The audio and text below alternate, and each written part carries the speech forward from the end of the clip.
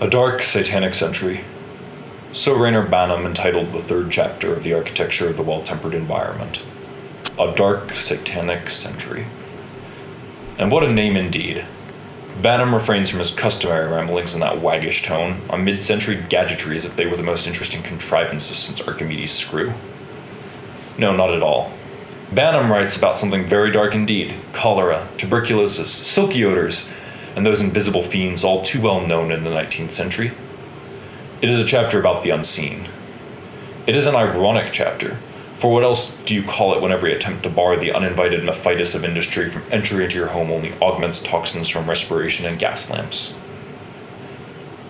It is a cautionary chapter, as we are exhorted chiefly away from the dangers of a hermetic architecture, yet that very hermetic bubble remains a pervasive insignia of the well-tempered architecture, and even Banham's unhoused, transportable, standard living package possesses the same modus operandi, the only difference being the absence of gas lamps and the presence of awesome energy-intensive contraptions.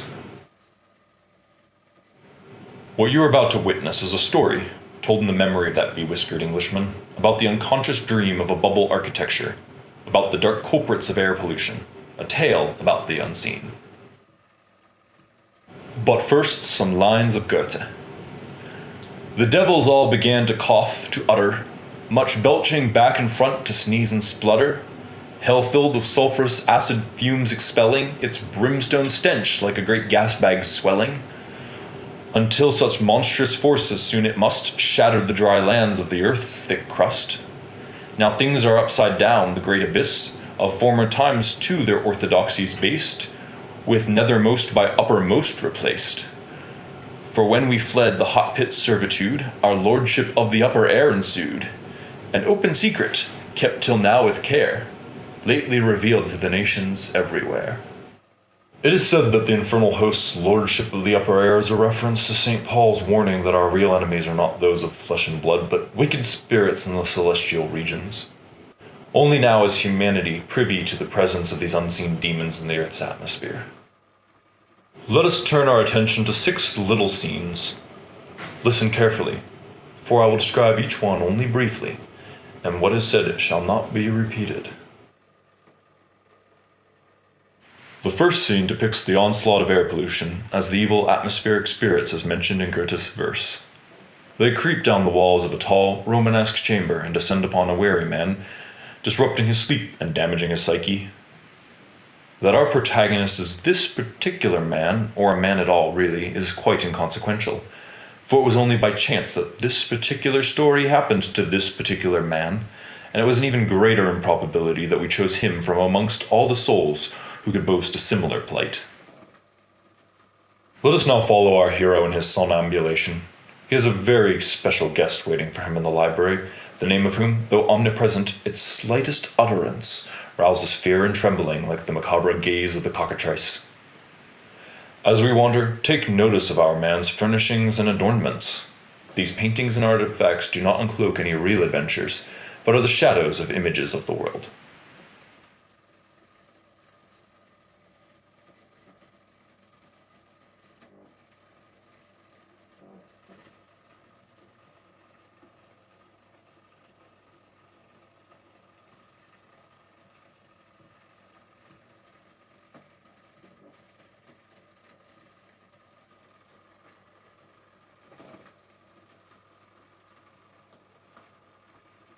Our hero and his guest will now embark on a brief excursion through time, in which the latter edifies our man regarding the origins of architecture.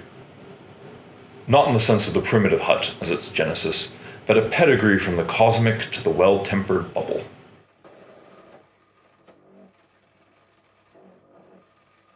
When the guest asks our hero what he would give to see a well-tempered architecture, the man replies, in effect, "I would give Versailles, Paris, Saint-Denis, the towers of Babylon, and the bell of my parish church."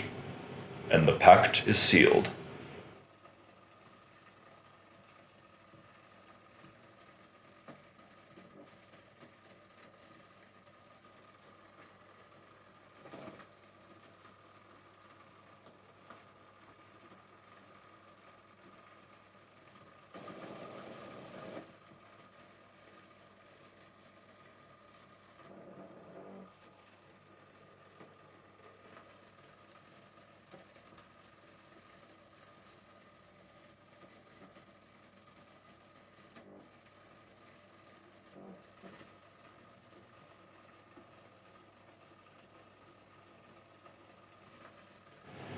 qu'il fait bon dormir.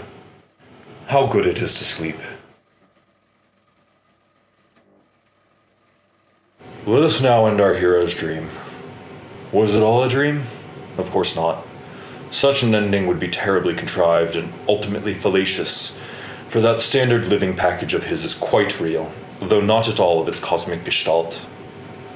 No, his home is but one out of many in the columbarium, each having the same unchanging function, continuing in the same unchanging form, because they are all the same. And before we leave him to return to live as they do, let it be said that he, yes he, our inconsequential hero, if just for a moment, in a dream, he too was in Arcadia.